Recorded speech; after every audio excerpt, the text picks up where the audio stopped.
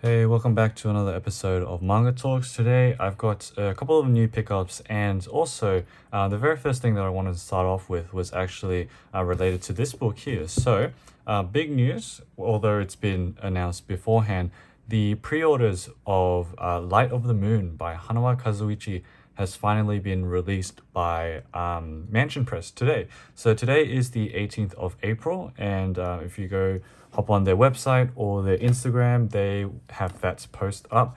And so what I have right here, this is actually also Light of the Moon, but this is just the Japanese edition that I have. So just to give a run through, I'll just flick through what it sort of looks like. I'm not sure if all the contents are exactly the same as the stuff in here, but this is such a amazing release coming out from the Mansion Press, also paired with the other Hanawa release that we're getting too. So this, if you head on to their website, you'll find that there are two editions for Light of the Moon. You have the normal edition, and there's this premium hardcover, I believe, edition that is larger in size, and you also get an A2 poster of, I believe it was the art of the front cover. And so the cover art for the English edition isn't this one, it's actually the reprint, I believe, because there's another edition of this in Japanese that has that same cover that Mansion Press has used. So I have to check again what specifically is different between the two. But yeah, please pick this up because it's a kind of like once in a long time of really cool books, because Hanawa Kazuichi hasn't had any releases since doing time in English, which I've talked about previously. And a lot of this work that you see in Light of the Moon is very dynamic. You have a lot of the signature Hanawa eroguro, but specifically what I really love about this is that the paneling and the borders and the patterns that you see throughout this book are insane. So it's very unique and also very detailed too. And with all of the stories in here, some of them I have seen from Garo. For example, this one recently actually did read in, I believe it was a 1972 June issue, which was really damn good as well. So I'm not trying to spoil too much, but by not talking about what these stories are about, but just flicking through the art, I really hope it's gets you guys to, look at the website and pre-order if you can too, because yeah, amazing stuff. I remember writing about this story. They call it the Manner of Flesh in the English prints, but this is also an insane story too, with these really cool looking panels, backgrounds, different patterns all over the place, and of course really nice double page spreads. So I believe I have shown this specific book off very early on in the channel, very early on. I don't remember what I talked about in relation to this, but some amazing stuff. I think I have read most of the stories in here, because since it's a short story collection, it did overlap with some of the other stuff that I've read. So to my knowledge, I haven't really fully read it, but right now I haven't pre-ordered yet because it's pretty expensive from shipping from the US. So I'm just waiting to see if any other stores are going to stock it and probably pick it up from there. But yeah, very cool release. Please check it out. I will link it in the description below, because Hanawa is one of the masters of eroguro, and you won't really get a chance to really see art like this coming out in English specifically. So yeah, check them out. So the next thing that I wanted to show off was another pickup. I'll just show all the pickups that I had, I guess. This one recently came, so Tokyo These Days, or Tokyo Higoro by Taiyo Matsumoto. Got the first volume of this. Picked this up from a friend, and really excited to get into this. I don't really want to spoil myself at all as to what it actually is about. Something to do with maybe a mangaka or an artist of some sort. But really cool that Viz is putting a lot of effort and investment into making these cool editions. It's my very first English edition of Matsumoto's work. I did talk about recently in a previous manga talks that I was picking this up. But upon flick through, they also had color panels too, which I did not expect to see. And on the topic of Taiyo Matsumoto, recently there was, it's not an official announcement or anything, but I did see some news, some potential news of Matsumoto Sunny, his manga series being adapted into an anime. So that was really cool. I'm not sure if it's confirmed at all. I did see it somewhere online, but I haven't read Sunny, but just seeing another Matsumoto. But yeah, that was another English manga pickup. I don't really do these often, so that's cool. And I haven't bought anything Viz in so long actually. So yeah, the next one we'll look at is not manga but a comic, Goblin Girl by Moa Romanova. So I went to the physical store of Kokutsu Comics about a week ago, and it's an amazing store, really cool experience overall. I picked this up on a whim because obviously I don't really know too much about comics, but just going through it was really cool, and everything is in color. So Goblin Girl is, I have only started the first part of it, haven't really got too far, but it's following a person who is also named Moa, so I guess it is kind of the author's representation of the author. But what I am up to right now is just the first couple of pages where essentially we follow Moa. She matches with a really famous celebrity on Tinder, and she goes ahead and meets him. And all I know so far is that they hook up, but he turns out to be a bit weird. And that's pretty much all I know. But yeah, it was I flicked through a lot of different books in the store, and this one was just really cool. Loved the facial expressions of all the characters, and also just a really nice hardcover book that's pretty damn big. So yeah, if any of you do know about Romanova, feel free to let me know. I don't really know anything about the author at all and what other stuff that they do, but this one was released by Fantagraphics. And when was it released actually? I need to check. So it's 2020. It's a pretty big hefty book, but got a bunch of other stuff from Kokutsu Comics as well, which I posted on Instagram, and I'll probably post in another video sometime later. But yeah, that was pretty cool, getting more comics, building that collection up there. And what I have next will be these two books here. So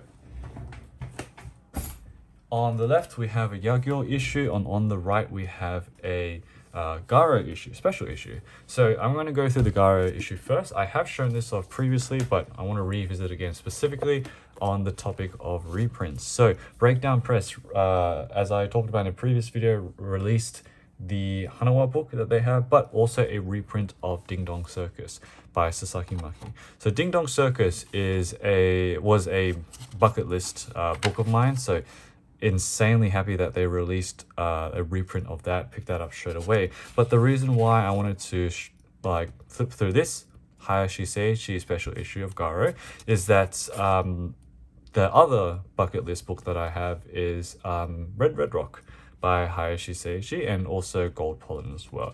So those were released in English, I believe it also was by Breakdown Press, and also Flowering Harbor if they do have it. But I did read Flowering Harbor in a Garo issue anyway, so I've kind of experienced that story. But Red Rock has alongside Ding Dong Circus has been, man, I've just been wanting to pick that one up, but I have seen copies around, but I don't want to spend hundreds on it for a maybe a potential reprint someday. I was lucky enough to have that happen with Ding Dong Circus. Maybe that could be the same with Hayashi Seiichi. And I guess it does kind of make sense with Sasaki Maki because he has released other stuff. Like he did release another manga, Tankobon, I'd say end of 2024 or 2025. So still producing stuff, and 50 Watts Books has also released an English version of his picture book, I'm a Wolf After All. So there have been other releases of Sasaki Maki. But in terms of Hayashi Seiichi, nothing recently.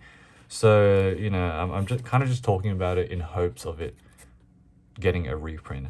And like on the topic of reprints overall, I mean, like getting into collecting manga, especially older manga or English versions of like alt manga, Gekiga, that sort of thing.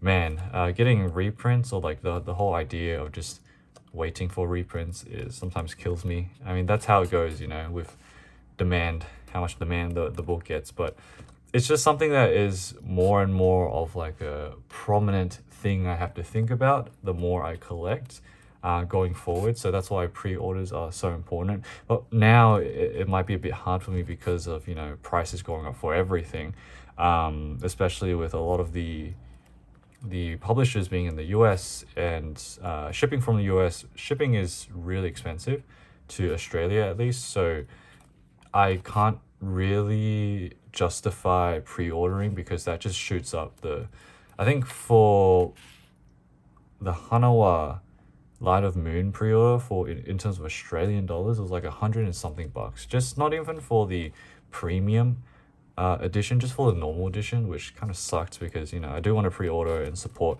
the publisher, and I definitely will get it. It'll just have to be from someone else. It'll just have to be from like a store that buys from that publisher, that ships to to Australia with the cheaper rate. But yeah, it's like the last time I did pre-order was with Glacier Bay Books. That was like 10 books in total.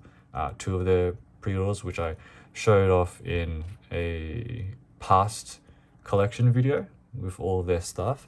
But yeah, if you're, you know, if you can support the Kickstarters, the publishers, support the pre-orders, because pre-orders especially because, you know, it's directly going into their hands and it gives them an idea of demand, that sort of thing.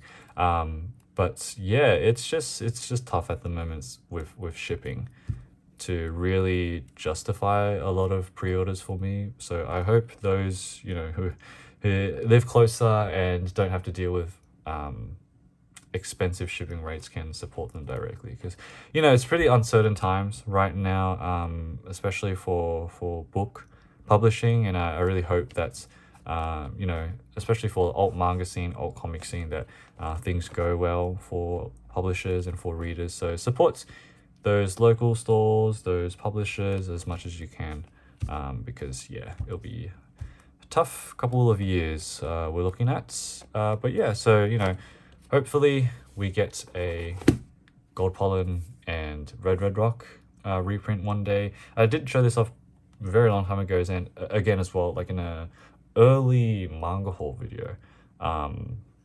I showed off this book here, and amazing cover too. So yeah, I haven't really read anything Hayashi in actually quite a while because you know, I've read through Flowering Harbor, I've read through Red Colored Elegy. Red Colored Elegy was actually my first one, which was an amazing read. So I think going forward, this Hayashi Seiichi, I know he has a book called PH1 Guppy, something like that, but I haven't got that yet. But going forward, I think the Hayashi that I will encounter will be through Garo issues, to be honest, because I'm still reading through it. And it's also another reason why I brought out these manga magazines as well, is because I finally got back to reading manga magazines. So I finished recently a Kaiki issue, I finished an Axe issue, and I've also finished a Garo issue. So I kind of had a really big spurt or a drive to read those again, and it's partly because of going to Cockatoo Comics, to be honest. The physical store really rejuvenated that drive in me. So yeah, I was really happy that I could, you know, fervently just read all those things again. And so this Yagyo issue, I actually haven't read any Yagyo issues yet, although I've shown them off on the channel in manga hauls, that sort of thing. I actually haven't touched it yet because I guess I'm kind of preoccupied with Garo and Axe, but I do have a couple of them. Let me just quickly check. I do have like a spreadsheet that's of everything in my collection and one I own. So in terms of Yagyo, there are 20 total issues. I currently own 9 of them. So just a bit under half. And let me just flick through this as I talk. Is the table of contents. And just while I'm on the spreadsheet, I might as well talk about what else I have. I'm going to go this way, I guess, just because there's a lot of cool art, but I need one hand to kind of flick through the spreadsheet. Okay, so in terms of Gento issues, there have been 16 in total. I only have 3 of them. Haven't really seen them pop up too much, to be honest. And in terms of acts, this hasn't been fully updated yet because I only have the issues up to 2024. At the end of 2024, there's been 162 issues. Out of that, I've collected 68. So 42% of the acts issues up to 2024 I've collected. So far in 25, there have been 2 issues released recently, and another one announced as well. They release one every 2 months, pretty much.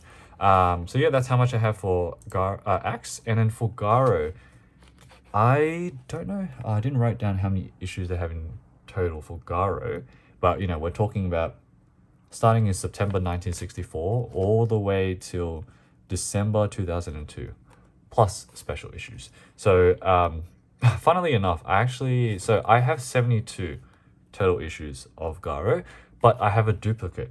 1993 September. I don't know how, but I guess I accidentally bought the same issue. I don't even know which issue that is because all my Garo issues are everywhere. But yeah, that's how many issues I have for Garo. In terms of how many I've read, man, maybe like 20, which is it's all right amount. I wish I was reading more, to be honest, but yeah.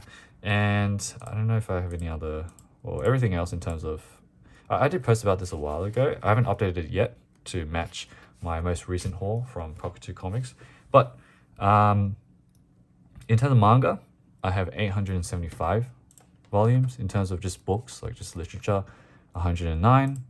Art books is 101. Comics, 31.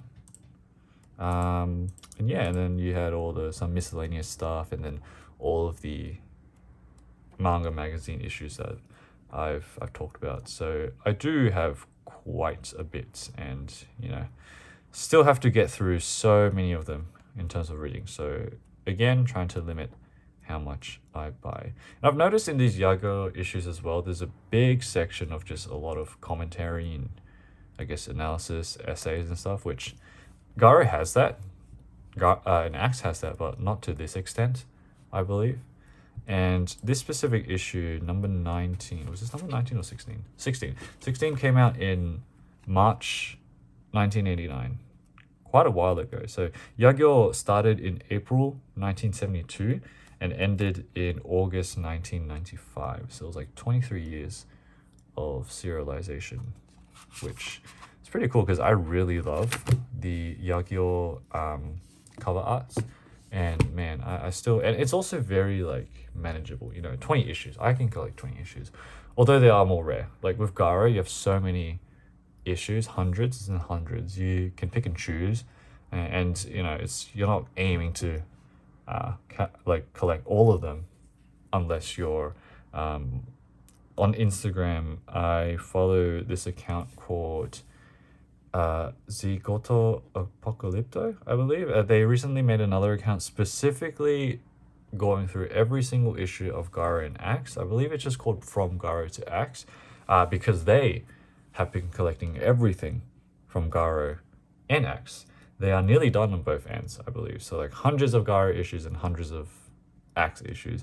Really cool stuff. I will link their account in the description below. But yeah, at least for me, I'm not aiming for that because I want to read first before I buy more. But if you want to see like a really cool collection, head up to their page. So yeah, that was going to be the video for today. Just wanted to do a couple of quick updates in this Manga Talks series that I'm doing. But yeah, always looking for any other updates in manga, but we've had a pretty good month so far. I've been very happy with all the different news that we've been getting in terms of manga. And I would say right now, in terms of anime, what I'm looking forward to is, because right now I don't really read too much anime. Manga is just way more time efficient, and also my interest is mainly in manga anyways. But for anime, City by Arawi Keiichi, that is getting an anime adaptation releasing in July, I believe, which is Nichijo is one of my favorite anime ever. It's the comedy anime with about those three like junior high girls or high school girls. It's just amazing. It's absurd, it's funny, it's surreal. One of my favorite anime ever. And City was the manga series that came after. It's actually technically set, no, actually it is set in the same world as Nichijo. I think so. I'm pretty sure that's the case. I'll have to check again. But it's just set in the same world, but it's still a completely different cast of characters. I love them so much. I do prefer City more than Nichijo, but have a look at the trailer. It looks insanely good. In terms of other stuff, Grand Blue Dreaming Season 2, the drinking anime or the diving anime, that's coming out. Another really funny like comedy anime or manga series that I haven't caught up with a while, but I did not expect them to come out with a second season, because the first season was ages ago, years ago. So really happy about that. In terms of other stuff, I guess the Chainsaw Man movie, the Rays one, but I don't know when that's coming out. But yeah, is there anything else? I don't know. From my memory, not right now. That's in terms of anime, what I'm really looking forward to. In terms of manga, what I'm reading. So, I mean, manga wise, nothing yet, because I did finish those manga magazines. I'm reading Goblin Girl for sure. In terms of what comes next, ooh, let me actually have a look at my shelves.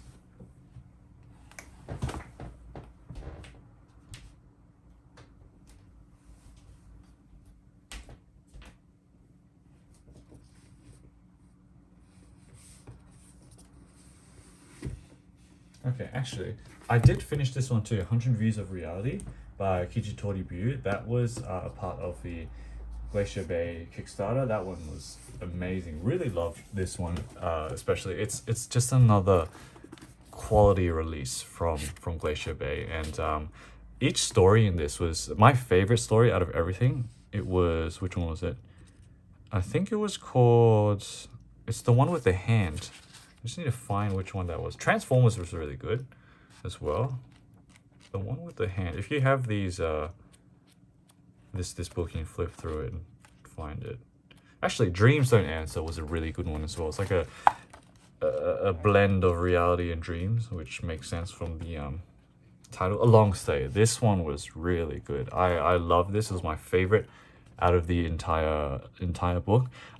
Without spoiling too much, it's essentially just a man who's been living in the middle of a forest in this house, and he doesn't know why he's here, doesn't remember anything, but every day a giant hand drops off supplies for him, so food and books, and then something happens in the story that sort of shakes up his worldview. So that was really good. I love this book, and also such a nice and simple design as well. Here's what it looks like in underneath the big obi, and this is the back of it. And so keeping on that sort of theme, I think my next read that I'll be looking for, looking to complete will be this one. So another Glacier book, Seaside Beta by Ohuton. So it's my first book by ohuton. They've published a couple of them previously, but this was the one that was inspired by, or was I guess influenced by, Flatland, by, I don't know the author, but Flatland I did read back in high school, and it was such a weird book, a dystopia in a world where everyone is a shape, and your status, your position in the social hierarchy is dependent on how many edges you have, that sort of thing. So I really love Ohuton's style as well, his art style. So yeah, most likely we'll be reading this after I finish Goblin Girl. So yeah, so that was the end of today's Manga Talks episode. Hope you guys have enjoyed this one. I am still very much enjoying doing this series. It's a nice break. But yeah, I will see you guys in the next one. Bye.